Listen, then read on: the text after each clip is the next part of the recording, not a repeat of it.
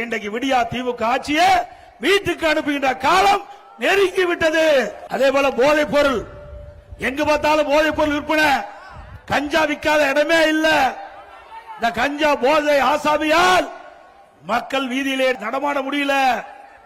அந்த போதை ஆசாமியால் கொலை, கொள்ளை, திருட்டு, வழிப்பறிவு, பாலியல் கொடுமை நடக்காத நாளே இல்ல.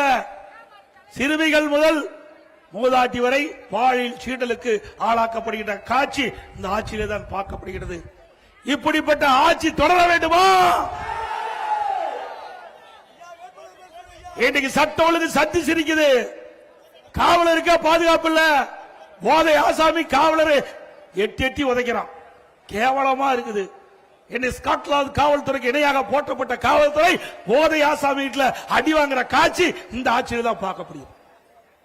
ஆக இன்றைக்கு தமிழகத்தில் போதைப் பொருள் நிறைந்த மாநிலமாக காட்சியளிக்குது.